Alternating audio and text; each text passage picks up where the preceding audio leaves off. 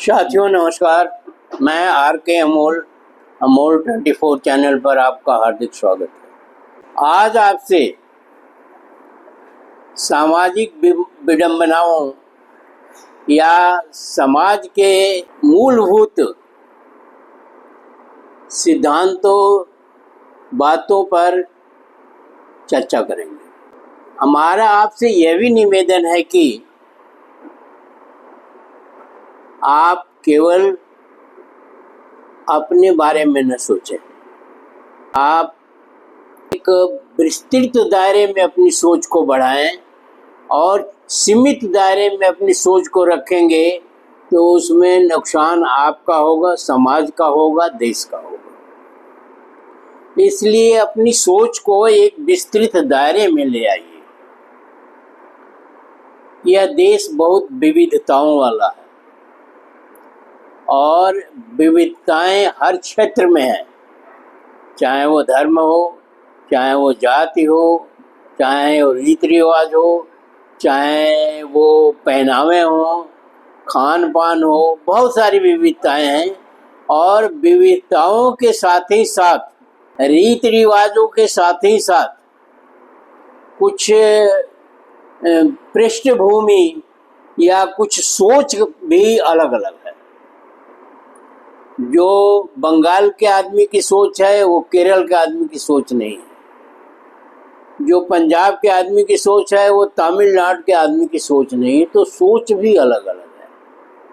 और जब तक एक ढांचा नहीं बनेगा, जब तक एक सोच से कोई इनकार नहीं है, पर सोच बहुत बड़ी चीज़ होती है।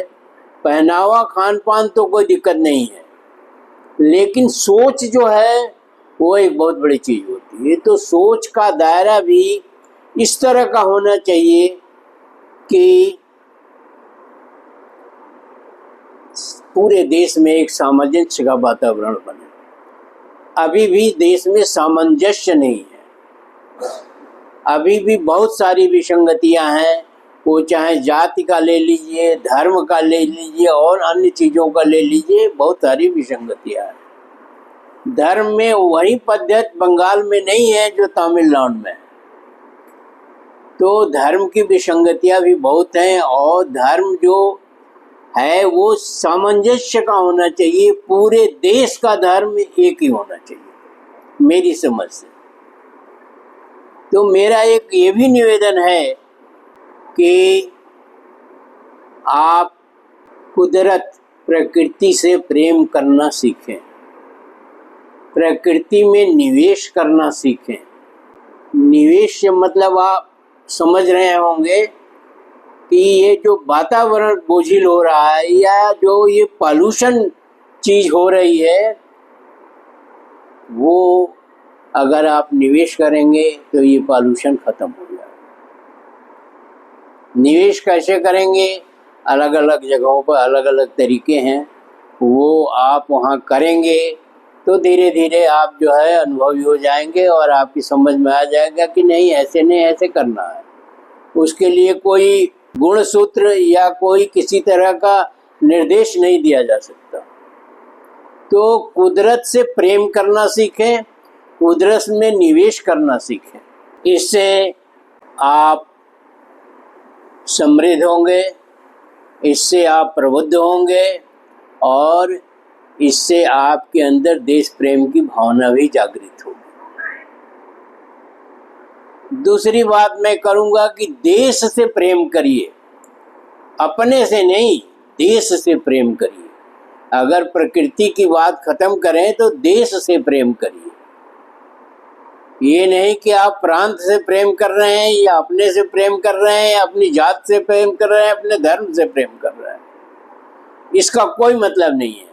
मतलब है कि आप पूरे देश से प्रेम करिए। ये देश हमारा है, इस देश के साथ हमारी अस्मिता जुड़ी हुई है और ये देश नहीं रहेगा तो हम भी नहीं रहेंगे। तीसरी चीज है परिवार से प्रेम करना सीखिए। परिवार से अगर आप प्रेम करेंगे तो परिवार में अगर 8 आदमी हैं तो 8 आदमी के बीच में आपको सामंजस्य बनाना पड़ेगा।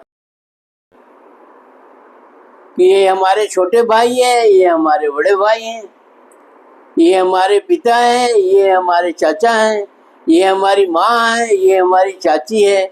इनसे कैसे व्यवहार करना चाहिए, इनसे कैसे व्यवहार करना चाहिए, इनके लिए क्या करना, मतलब तमाम चीज़ें परिवार में ही सीखते हैं, और कहाँ सीखेंगे। परिवार से बड़ी कोई पाठशाला ही नहीं होती है, परिवार से बड़ा कोई स्कूल ही नहीं होता है, और परिवार से बड़ी कोई दुनिया नहीं होती है। तो परिवार से प्रेम करना सीखें, मान सम्मान करना सीखें, कैसे किससे हमें व्यवहार करना है, किन परिस्थितियों में किस तरह से व्यवहार करना है, किससे क्या बोलना है, किससे क्या सीखना है, किससे क्या प्रोवाइड करना है, या क्या हमें परिस्थिति, उस परिस्थिति के अंदर हमें क्या करना चाहिए। ये बहुत बड़ा गुण है। और अंततः आप स्वयं से प्रेम करना सीखें। अगर स्वयं से अगर आप प्रेम नहीं करते हैं, स्वयं से आप सीखते नहीं हैं, स्वयं आप अपने स्वभाव का अध्ययन नहीं करते हैं और अपने आप को जानने की कोशिश नहीं करते हैं, तो आप दुनिया में सफल नहीं हो पाएंगे। फिर आप परिवार से प्रेम करना नहीं जानेंगे, फिर आप देश से प्रेम करना नहीं जानेंगे, फिर आप प्रकृति से प्रेम करना नहीं जानेंगे। ये इतनी एक आपकी वो दुनिया है जो फाउंडेशन है, जिस पर आप टिके हुए हैं। इस दुनिया, ये फाउंडेशन अगर आपका गड़बड़ है तो आप भरभरा के गिरेंगे। अगर ये फाउंडेशन आपका मजबूत है तो निश्चित रूप से आप बहुत ऊंचे लेवल तक तरक्की करेंगे। ये तरक्की के भी गुण बता रहे हैं और देश के हित में भी बात कर रहे हैं। परिवार डिस्टर्ब रहेगा, परिवार में आपका सामंजस्य नहीं है, परिवार में विभिन्नताएं हैं या कोई मतभेद है, तो वो आपके देश में या आपके नगर में, या मतलब वो एक सीढ़ी है, जिस सीढ़ी एक बार एक आदमी ऊपर नहीं पहुंच जाता है, सीढ़ियाँ चढ़नी पड़ती हैं। तो ये मैं कुछ खास सीढ़ियाँ बता रहा हूँ, आपको थोड़ा सा इससे अलग ले चल रहा हूँ। आपने नाम सुना होगा और दुनिया जानती है, फिर आपको तो जानना ही चाहिए, क्योंकि आप इस देश भारत के रहने वाले हैं। तो पूरी दुनिया जानती है महामानव तथागत गौतम बुद्ध के बारे में। गौतम बुद्ध ने राजपाट छोड़ दिया, और राजपाट जो छोड़ा उससे बहुत बड़ी चीज उन्होंने पाया। राजपाट नहीं छोड़ा होता तो कुछ दिनों बाद राजपाट चला जाता, वो भी खत्म हो जाते, और कोई जानता नहीं कि क्या है क्या नहीं है। और जो उनके अंदर गुण थे और जो उनके अंदर क्वालिटी थी, उससे दुनिया वंचित भी हो जाती। तो उन्हें राजपाट छोड़ना पड़ा या छोड़ दिया, और वो भटकते रहे, दर दर ठोकरें खाते रहे। फिर उन्होंने दुनिया को कोई ऐसी चीज़ दी जो दुनिया के किसी देश में वैसा व्यक्तित्व, वैसा महामानव किसी भी देश में नहीं पाया जाता है। और उनके बारे में टॉलस्टॉय, आइंस्टीन और तमाम बड़े वैज्ञानिकों ने बताया है कि गौतम बुद्ध के सिद्धांतों में या थ्योरी में या उनके अपने बातों में कितना दम है। आज दुनिया अगर कुछ बचा है भारत में, तो इतने दिन गुलाम रहने के बाद 755 साल गुलाम रहे हैं, ये कहने में कोई हिचक नहीं होती। और आप कहते हैं मैं ब्राह्मण हूँ, मैं क्षत्रिय हूँ, मैं ये हूँ, मैं वो हूँ, मैं फला हूँ, मैं ठेका हूँ। ऐसा नहीं है। तो भगवान बुद्ध ने पूरी दुनिया को दिया। उन्होंने भी स्वयं के साथ साथ परिवार से होते हुए, देश से होते हुए पूरी दुनिया में पहुंच गए, और उन्हें महामानव कहा गया। उन्हें चक्रवर्ती सम्राट नहीं कहा गया, उन्हें महामानव कहा गया, उन्हें तथागत कहा गया। तथागत का मतलब होता है जो अंदर है वही बाहर है। कोई चीज छिपा नहीं है। ऐसा नहीं है कि हम जो है मंदिर में पूजा करवाते हैं और पैसे वसूलते हैं। ये तथागत का स्वभाव नहीं है। तथागत का मतलब तथ्यों पर आधारित, या जो अंदर है वही बाहर है। कुछ भी उसमें अविश्वसनीय है नहीं है, कोई भी चीज छिपाई नहीं गई है, कोई भी चीज उसमें छल कपट प्रपंच नहीं है। तो तथागत होना तो खैर बहुत बड़ी बात है और होना बहुत मुश्किल काम है, छोटा मोटा काम नहीं है कि ये उसका मुकाबला तो ये पत्थर की मूर्तियाँ, किताबों के भगवान और कथा कहने वाले पंडित जी थे, तो उसको कुछ भी नहीं है, वो शून्य से भी नीचे है। तो तथागत महामानव भगवान बुद्ध, जिन्होंने दुनिया को समता, समानता और बंधुत्व का संदेश दिया। यह इतना बड़ा संदेश है, यह इतनी बड़ी चीज है जिससे दुनिया में सुख शांति, दुनिया में ये तमाम लड़ाइयाँ हो रही हैं, दुनिया में तमाम तरह की बातें आती हैं, वो सब समाप्त हो जाएंगी एक चुटकी में, एक कथन में, एक कार्य में, एक चीज में। तो एक अद्भुत शख्सियत है तथागत महामानव बुद्ध। अद्भुत शख्सियत जो आज तक पैदा नहीं हुआ, और वो कपोल कल्पित नहीं है, वो साक्षात है। पहले भी जिंदा थे, आज भी जिंदा है, आगे भी जिंदा रहेंगे। अब इस संदेश को, समता, समानता और बंधुत्व के संदेश को, जहां ये चीजें होगी वहां लड़ाई नहीं होगी, वहां प्रेम होगा। तो इन चीजों को एक सम्राट हुए अशोक महान, जिन्होंने ये समता, समानता और बंधुत्व के सिद्धांत को या तथ्य को पूरी दुनिया में फैलाया और बुद्ध धर्म को मिशनरी बनाया। मिशनरी धर्म वो होता है जिसका प्रचार प्रसार आप कर सकते हैं, जिससे के बारे में लोगों को समझा सकते हैं, जिसके बारे में लोगों को बता सकते हैं, जिसके बारे में आप पूरी तरह से समझा सकते हैं। आपको बता दें, मुस्लिम धर्म भी मिशनरी धर्म है, क्रिश्चियन धर्म भी मिशनरी धर्म है, परंतु ये जो हिंदू धर्म है या ब्राह्मण धर्म है, ये आज तक मिशनरी नहीं हो पाया, क्योंकि धर्म ही नहीं है। ये तो ढोंग पाखंड आडंबर का एक पुलिंदा है। तो क्या बताओगे आप दुनिया को कि हमने मंत्र मार दिया और पत्थर की मूर्ति में भगवान आ गए, पत्थर की मूर्ति में शक्ति आ गई? कहीं कुछ नहीं है। उसको तो चोर जो है ताला तोड़ के उठा ले जाते हैं और ले जाके बेच देते हैं। तो ये आज तक आपका हिंदू धर्म या ब्राह्मण धर्म मिशनरी नहीं हो पाया, और न मिशनरी बनाने का किसी ने प्रयास किया, न हो सकता है। अब अशोक महान ने, बुद्ध का कार्य क्षेत्र तो पूरा भारत ही था, भारत था, पर अशोक महान ने उसको अंतर्राष्ट्रीय बना दिया। एक ने समता, समानता और बंधुत्व का सिद्धांत दिया या कथन दिया या जो कुछ भी कह लीजिए, और दूसरे ने उसको पूरे विश्व में फैलाया। पूरे विश्व को उसने चाहा कि ये इसी के दायरे में आ जाए और कहीं कोई युद्ध न हो, क्योंकि अशोक महान एक युद्ध झेल चुके थे और उसका नज़ारा जो है अपनी आंखों से देख चुके थे।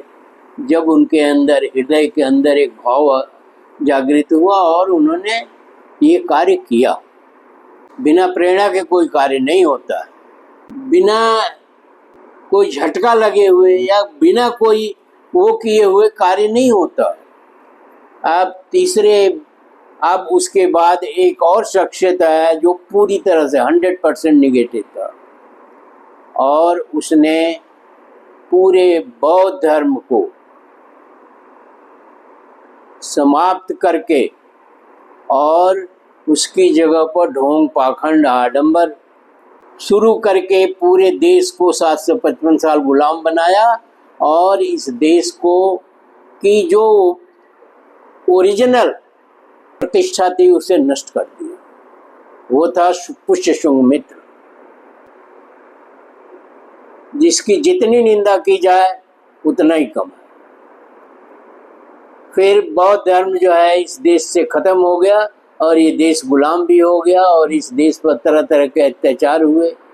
हमें वो जलालत झेलनी पड़ी जब अंग्रेज भारतीयों को कुत्ता कहते थे। हमें बहुत सारी जलालतें झेलनी पड़ी है और उसके जिम्मेदार हम हैं। ये नहीं है कि उन्होंने जलालतें कोई अलग से करी, आपने खुद बुलाया उन्हें। आज विवाद भी चल रहा है कि ऐसा है तो वैसा है तो फला है तो ठेका है। आज जातिवाद हो रहा है। तो पूरी तरह से इस देश को बर्बाद कर दिया और बर्बाद करने के बाद एक और महामानव आए। महामानव तो सिर्फ एक ही आदमी को उपाधि है, वो है बुद्ध।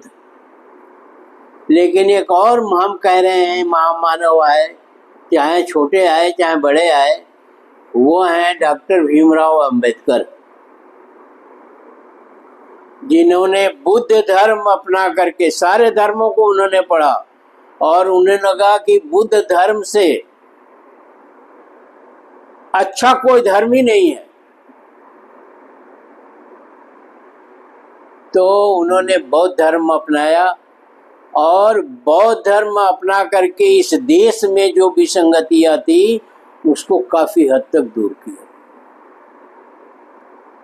बौद्ध धर्म को पुनः प्रतिष्ठापित करने वाले महामानव डॉक्टर भीमराव अंबेडकर है, जिन्होंने एक बहुत बड़े वर्ग का उद्धार भी किया, जिसमें दलित और पिछड़े हैं चीजें थी। उसके लिए अथक परिश्रम, अथक लड़ाई, जाने क्या क्या हुआ। और डॉक्टर भीमराव अंबेडकर ने इस देश में पुनः समता, समानता और बंधुत्व की स्थापना करने का प्रयास किया।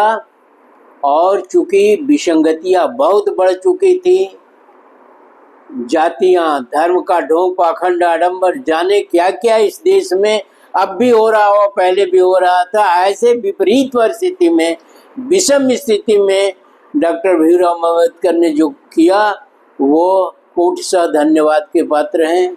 वो उन्होंने भारत को बचा लिया, उन्होंने भारत को पुनः स्थापित किया, भारत की गरिमा बढ़ाई और इस देश के सच्चे हितैषी भी थे। इसके बाद धीरे धीरे बहुत सारे लोगों ने काम किया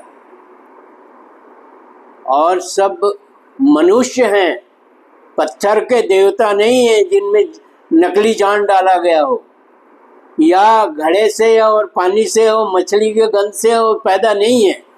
जो ढोंग, पाखंड, आडंबर उस तरह का नहीं है। ये सजीव पैदा हुए थे और मृत्यु भी इनकी हुई।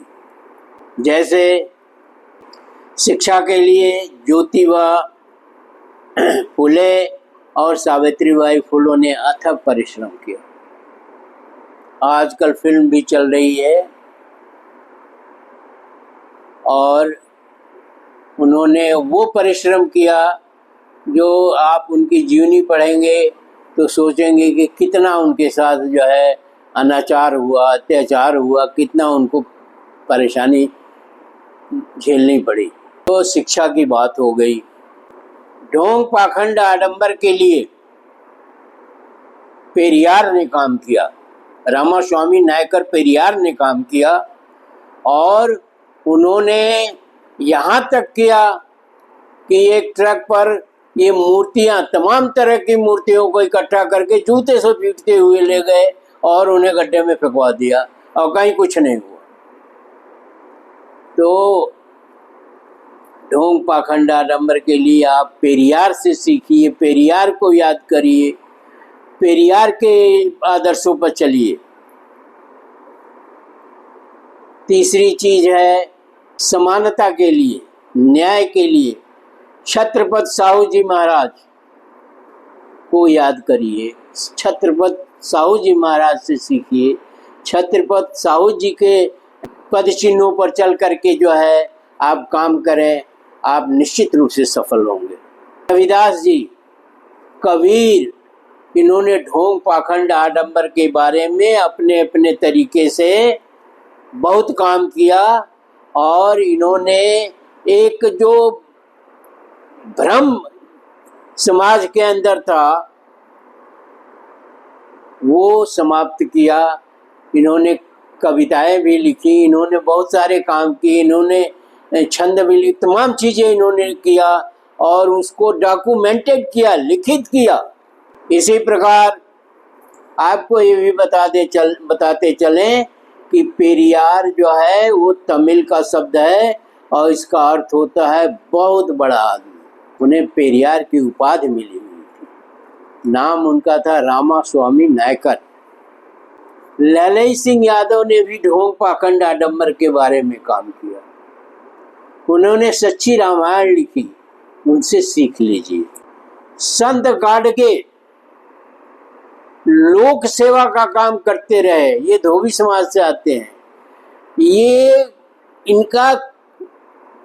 इनकी तो अर्थव्यवस्था कुछ थी ही नहीं, ये पागलों की तरह से घूमते रहते थे और सेवा का काम करते रहते। लोगों के लिए रास्ते नहीं है बनाते थे, रहने की नई जगह नहीं है बनाते थे और जाने क्या क्या किया है।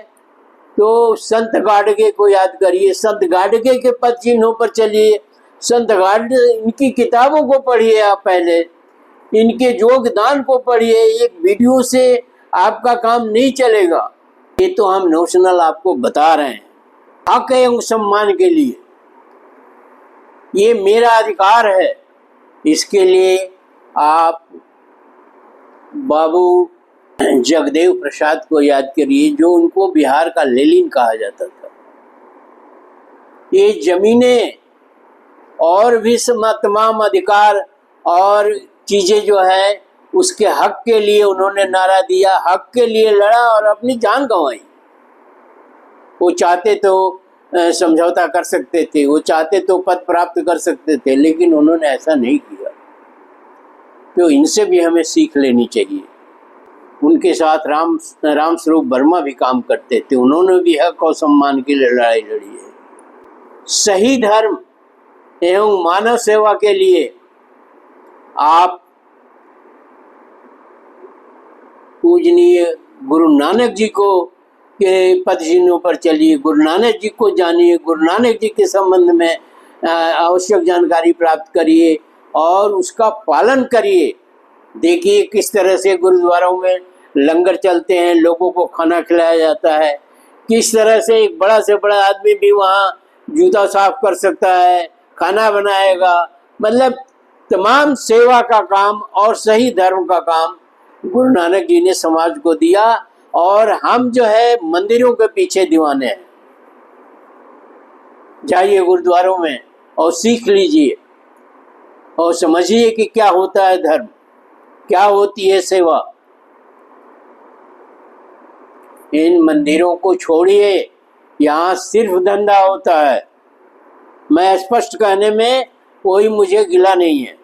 इस तरह अनेक महापुरुष हैं जिन्होंने, घासीराम हैं, बिरसा मुंडा ने आदिवासियों के लिए अंतिम क्षण तक लड़ाई लड़ी और अंग्रेजों के कोप भाजन बने। उदा देवी, झलकारी बाई, ये स्थानीय लखनऊ के हैं। इन्होंने अपनी जान निछावर के, अपने उनके पति की भी जान गई और इन्होंने देश के लिए लड़ा। तो इनको याद करिए। अब आगे भी चलते हैं तो आपको भगत सिंह, उधम सिंह सैनी, चंद्रशेखर आजाद, सुखदेव, अशफाक उल्लाह खां, बिस्मिल, तमाम लोग मिले जिन्होंने देश के लिए अपना बलिदान किया, अपने जीवन को समाप्त किया। अब एक आपको छोटा सा वो सुनाते हैं। लोग कहते हैं ये जो एक समाज के अंदर, इस देश के अंदर कुछ लोग ऐसे हैं जो भ्रामक तथ्यों को खूब फैलाते हैं। एक वेश बना लेंगे, एक तौर तरीके अपना लेंगे, झूठ बोलने का उन्हें महारत हासिल है और ढोंग पकड़ फैलाने का भी उन्हें महारत हासिल है। वो सारे देश को गंदा कर रखा है। अब आपको एक छोटा सा सुनाते हैं। लोग कहते थे कि गांधी जी ने भगत सिंह को बचाने के लिए कोई कार्य ही नहीं किया, गलतफहमियां फैलाते हैं। जबकि गांधी जी का और उस तत्कालीन वायसराय इरविन का एक समझौता था। गांधी जी ने इरविन से ये निवेदन किया था कि भगत सिंह को फांसी से बचाने का मैं इच्छुक हूँ, क्योंकि सत्ता तो अंग्रेजों की थी, इरविन वायसराय था, निर्णय तो वहीं ले सकता था। तो इरविन ने कहा गांधी से कि वो माफ़ी मांग ले, हमें कोई दिक्कत नहीं है, हम छोड़ देंगे। वो माफ़ी मांग ले, हम छोड़ देंगे। भगत सिंह ने कहा कि मैं मरना पसंद करूंगा लेकिन माफ़ी तो कतई नहीं मांगूंगा। मुझे मौत पसंद है लेकिन माफ़ी नहीं मांगूंगा। फिर उनकी फांसी हो गई और इसके बारे में तमाम भ्रांतियां फैलाई जाती हैं, तमाम कथा कहानियां सुनाई जाती हैं और गांधी को दोषी ठहराया जाता है। तो इस तरह से अशफाकुल्ला खां, बिस्मिल, सुखदेव हंसते हंसते फांसी के फंदे पर चढ़ गए और इनका कहना था हमें माफ़ी नहीं मांगनी है, हमें ये नहीं करना है, हम देश के लिए समर्पित हैं, देश के लिए काम करते हैं तो देश के लिए काम करते हैं। आज कितना देश के लिए काम हो रहा है आप अपनी आंख से देख रहे हैं। खुलेआम झूठ बोला जा रहा है, खुलेआम भ्रम फैलाया जा रहा है, खुलेआम ढोंग पाखंड आडंबर फैलाया जा रहा है और जाने तरह तरह की चेता शिक्षा को चौपट किया जा रहा है, रोजगार को चौपट किया जा रहा है, स्वास्थ्य को चौपट किया जा रहा है और ये कहते हैं कि गांधी ने फांसी नहीं रुकवाई।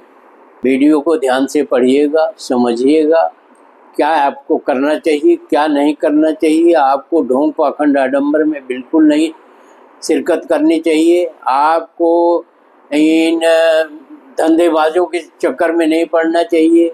मंदिर धंधे का जगह है और ये तमाम रीत रिवाज और ये हम तो स्वयं 26 जनवरी और 15 अगस्त जो है ये मनाइए और खूब धूमधाम से मनाइए। तो 2014 के चक्कर में न पड़िए और 2022 या 24 के चक्कर में न पड़िए। ये तो भ्रम फैलाने वाली बातें हैं, ये तो देश के साथ गद्दारी है। आप वीडियो को शेयर, लाइक और सब्सक्राइब करना न भूलें ताकि मेरा मनोबल जो है बढ़ता रहे और मैं वीडियो बनाता रहूं। धन्यवाद। जय संविधान, जय अम्बेडकर, जय भारत, जय बुद्ध।